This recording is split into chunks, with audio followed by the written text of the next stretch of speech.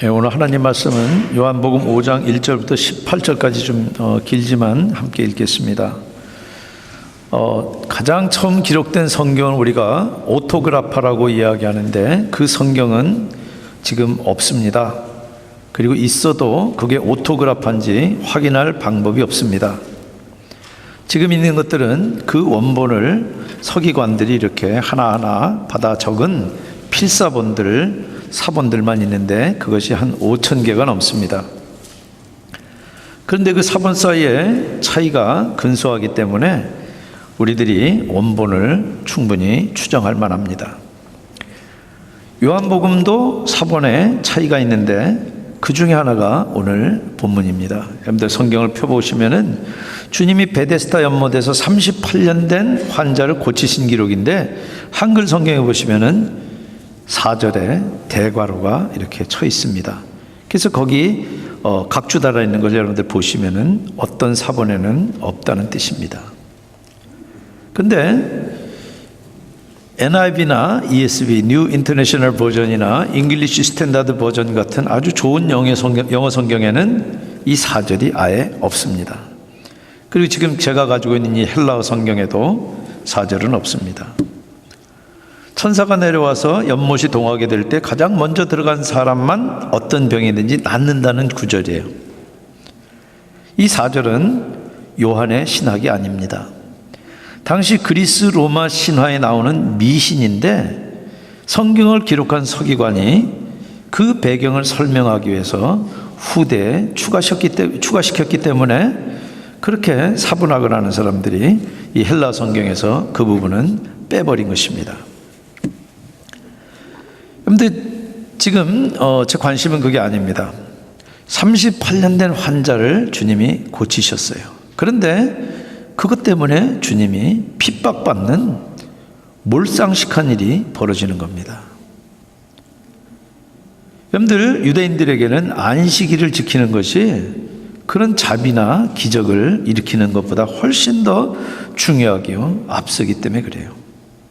안식일 전통과 그 전통에 깔려있는 율법주의, 이 리갈리즘 때문에 그렇습니다. 근데 이 율법주의는 그때만 문제가 아닙니다. 저는 제 주변에서 종종 율법주의를 보고 무엇보다도 제 안에서도 율법주의의 그 끈질긴 저항을 발견합니다.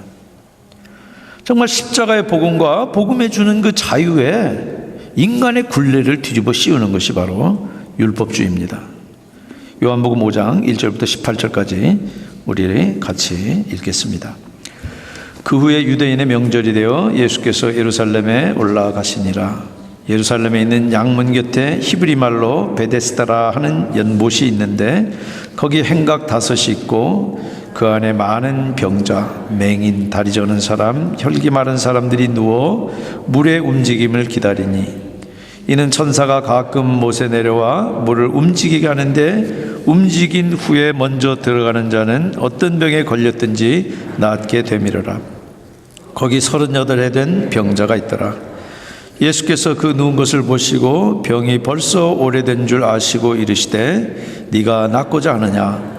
병자가 대답하되 주여 물이 움직일 때 나를 못에 넣어주는 사람이 없어 내가 가는 동안에 다른 사람이 먼저 내려가나이다. 예수께서 이르시되 일어나 내 자리를 들고 걸어가라 하시니 그 사람이 곧 나와서 자리를 들고 걸어가니라. 이날은 안식일이니 유대인들이 병 나은 사람에게 이르되 안식일인데 내가 자리를 들고 가는 것이 옳지 아니하니라.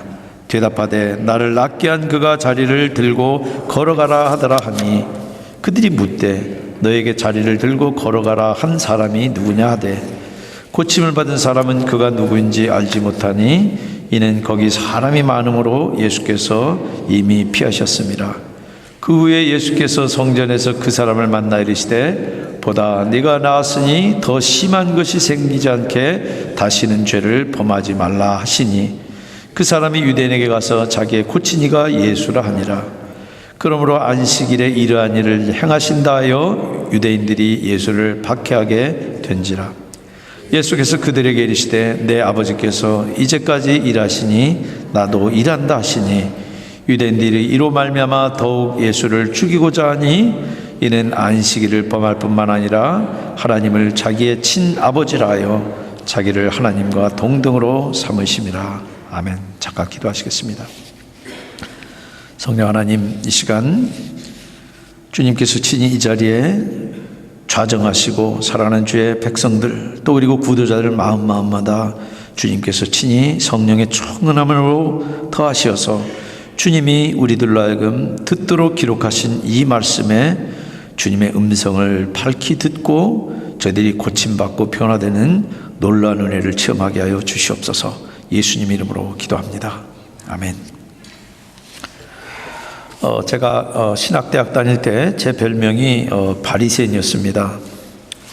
해야 될 것, 하지 않아야 될 것, 그 리스트를 정해서 제 자신을 판단했고 다른 사람들도 그렇게 판단했습니다. 영적으로 내가 남들하고 다른 거를 보이고 싶었고 처음에는 그게 먹혔습니다. 그래서 속으로 겉으로는 못하고 안 그런 동기는 제가 무시하고 그 낌새를 눈치챈 동기가 제게 붙인 별명입니다.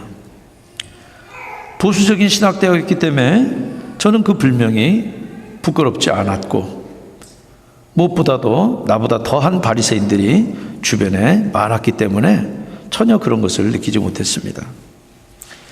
그러나 주님하고 친밀하게 동행하는 데는 실패했습니다. 정말 주님하고 만나는 그 기쁨보다 내가 한 학기 동안 새벽기도 안 빠진 기쁨이 더 컸고 늦잠 잔 동기는 속으로 무시했습니다. 그러면서 점점 너그럽지 못한 엄격하고 완고한 사람으로 그렇게 굳어져 갔습니다. 나도 모르는 사이에 율법주의에 물이 든 것입니다. 여러분들, 율법주의는 연탄가스 같습니다. 제가 대학 다니던 70년대에는 연탄가스로 초겨울마다 수많은 사람이 죽었습니다. 색도 냄새도 없는 것이 제 친구 엄마를 죽였고 그리고 이제 초등학교 동창도 죽였습니다.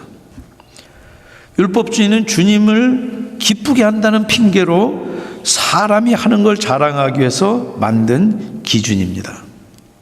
주님이 주신 기준이 아니라 사람이 정한 기준이에요. 다 그러면서 주님들 먹이고 성경을 덜 먹여요. 그러나 결국은 문화고 전통입니다. 여러분들, 율법주의는 주님의 은혜를 부정합니다. 정해진 기준을 지켜서 그래서 그 대가로 하나님의 호의를 받겠다는 것이고, 그러니까 은혜가 들어설 자리가 없고 오히려 은혜는 율법주의에게 있어서는 모욕입니다. 여기 율법주의는 연탄가스 같이 사람을 마비시켜버립니다. 거기에 중독된 사람은 교만에 빠지거나 우울증에 빠지거나 둘 중에 하나입니다. 자기 양에 차게 지키면은 교만하고 못 지키면은 우울증에 빠집니다. 그리고 자기보다 더 지키는 사람에게는 기가 죽고 못 지키는 사람에게는 우쭐합니다.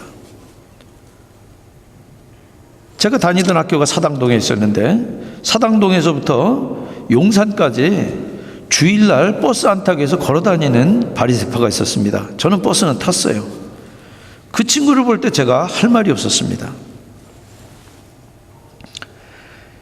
여러분들, 결국 연탄가스가 산소를 들이마시지 못하게 하는 것처럼 율법주의는 우리들 하여금 은혜를 호흡하지 못하게 해서 우리 영혼을 드라이하게 말라 죽게 만듭니다.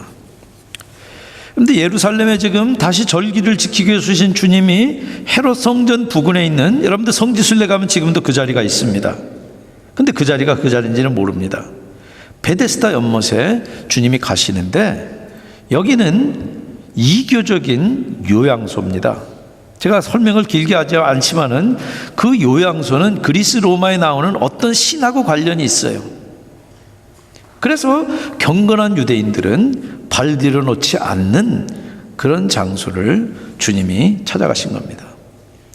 베데스라는 말은, 벳이라는 말이 히브리 말로 아람어로도 똑같이 집이란 뜻입니다. 그래서 은혜의 집이라는 뜻이에요. 근데 실상은 그 정반대입니다.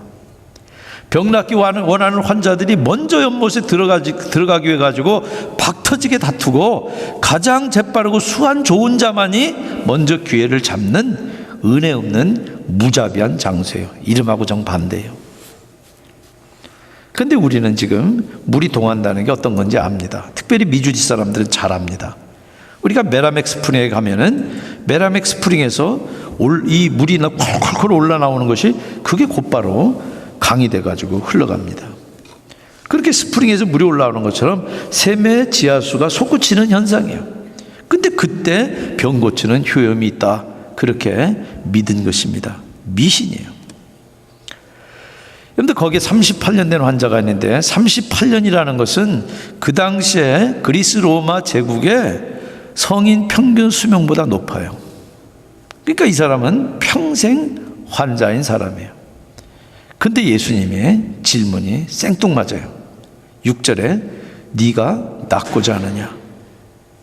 그러니까 그 사람 반응이 7절에 주여 물이 움직일 때